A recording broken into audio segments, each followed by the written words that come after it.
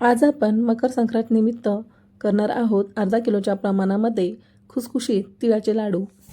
हाताला चटके न लागता शेवटपर्यंत तयार लाडू मिश्रण कोरडे न होण्यासाठी पुढे मी व्हिडिओमध्ये तुम्हाला एक ट्रिक सांगणार आहे। तसंच दाताला चिकट लाडू होऊ नये या टिप्स पण मी शेअर केल्या आहेत। हाय एव्हरीवन, आजच्या व्हिडिओमध्ये तुमचं खूप खूप मनापासून स्वागत। चला तर रेसिपीला सुरुवात करूया। पण त्याआधी मकर संक्रांतीच्या तुम्हा सर्वांना खूप खूप शुभेच्छा। मी इथे अनपॉलिश तीळ वापरलेले आहेत। जे गावरान असतात ना त्या पद्धतीचे मी तीळ घेतलेले आहेत। तर तुम्हाला पॉलिशवाले जर तीळ घ्यायचे असतील तर तुम्ही घेऊ शकता। मी इथे अर्धा किलो प्रमाणामध्ये तीळ घेतलेले आहे। जर तुम्हाला किलोच्या प्रमाणामध्ये जर घ्यायचं असेल तर तुम्ही याची क्वांटिटी डबल करा। आता हे तीळ मी लो गॅसवरती 2 टप्प्यामध्ये भाजून घेणार आहे।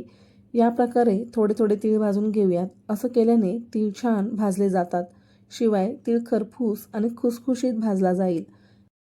तीळ तडतडू लागले तर तीळ झालेले आहेत असं समजायचं। तीळ लाल रंग येईपर्यंत भाजायचा नाही, तर हलका रंग यायला लागला की तीळ झाले असंही समजायचं।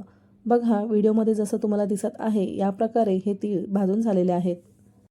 तीळ जास्त भाजले तर चव बिघडते आणि कडवट पण लागतात। तर हे पहा, तिळाचा आता हलका रंग बदललेला आहे। आता आपण याच प्रकारे तीळ भाजून संपूर्ण घेऊयात। त्यानंतर पुढची प्रोसेस करूया। तर लक्षात असू द्यात, आपल्याला हे तीळ मंद गॅसवरती छान खरपूस हलका रंग येईपर्यंत हे तीळ भाजून घ्यायचे आहेत। यानंतर मी इथे 150 ग्रॅम प्रमाणात शेंगदाणे घेतलेले आहेत। गॅसची फ्लेम लो मीडियम करून सतत चमच्याने हलवून हे शेंगदाणे आपल्याला भाजून घ्यायचे आहेत।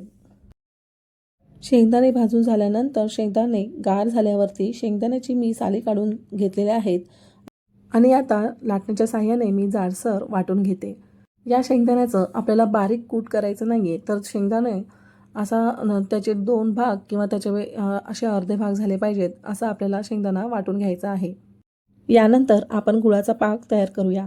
त्यासाठी मी इथे लो टू मीडियम गॅसवरती कढईमध्ये 2 टेबलस्पून म्हणजे 2 चमचे मी तूप घेते आणि त्यामध्ये आपण आता अर्धा किलो तिळासाठी अर्धा किलो चिक्कीचा गूळ न वापरता साधा गूळ मी वापरलेला आहे।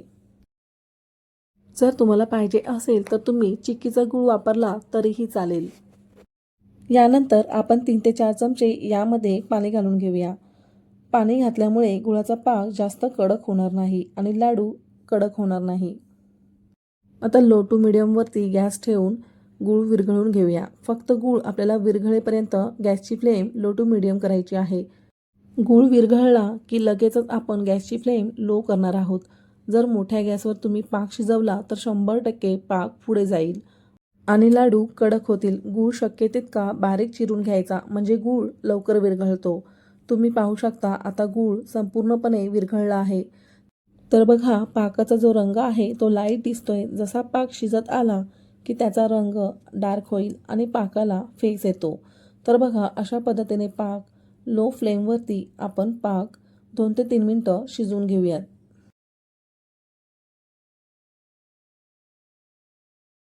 2 ते 3 मिनिटं इथे आता झालेली आहेत। तर तुम्ही पाहू शकता पाकाचा रंग आधीपेक्षा गडद झालेला आहे आणि फेसही कमी झालेला आहे।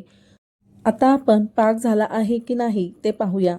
एक प्लेटमध्ये किंवा वाटी घ्यायची आणि त्याच्यामध्ये पाणी घ्यायचं आणि 2 ते 3 थेंब आपण त्याच्यामध्ये गुळाचा पाक जो आहे तो त्यामध्ये घालून घेऊया। तर बघा, इथे मी एका वाटीमध्ये पाणी घेतलेलं आहे। आता यामध्ये गुळाचा पाक घालून घेऊन 2 ते 3 सेकंद थांबून नंतर याला चेक करायचं। जर पाक चिंगमसारखा खेचत असेल तर पाक झालेला नाही, पाक अजून शिजून घ्यायचा। जर अशा पाकामध्ये तुम्ही तीळ घातले तर तुमचे लाडू अजिबात खुसखुशीत न होता चिकट चिवट होतील आणि खाताना पाक दाताला चिकटू लागेल।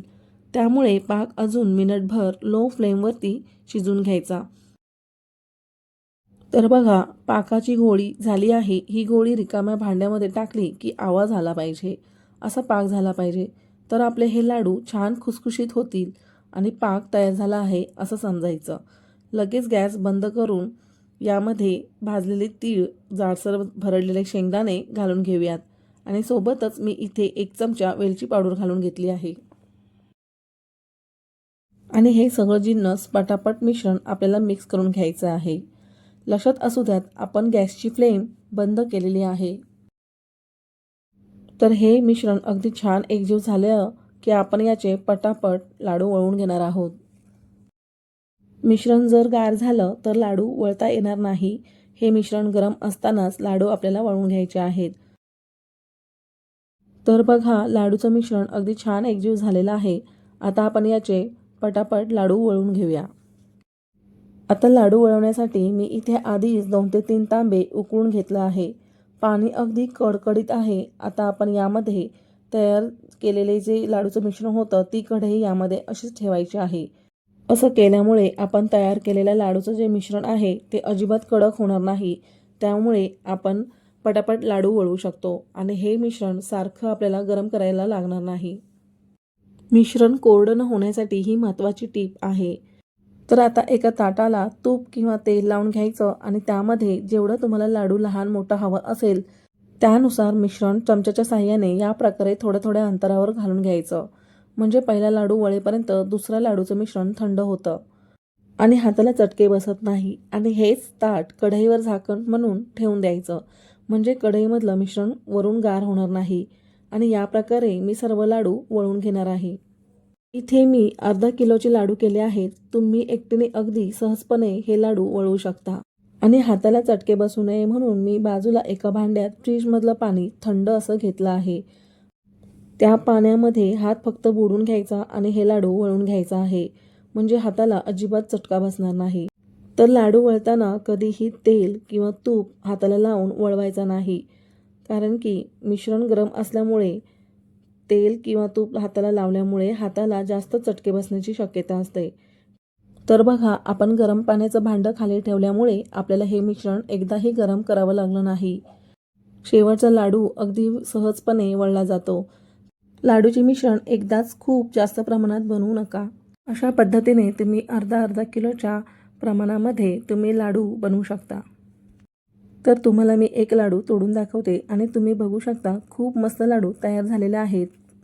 लाडूचं तुम्ही टेक्स्चर पाहू शकता खूप छान झालेले आहेत आणि लाडू छान मऊसूत पण झालेला आहे.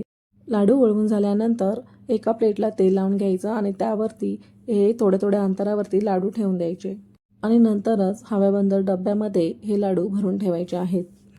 गरम गरम जर लाडू तुम्ही डब्यामध्ये भरले तर ते एकमेकांना चिकटतात. या प्रकारे तिळाचे लाडू करून नक्की बघा आणि आवडले तर कमेंटद्वारे मला नक्की कळवा. आणि माझ्या चॅनलला सबस्क्राईब करायला अजिबात विसरू नका. तर भेटूयात अशाच छान छान नवीन रेसिपीसोबत. Bye bye.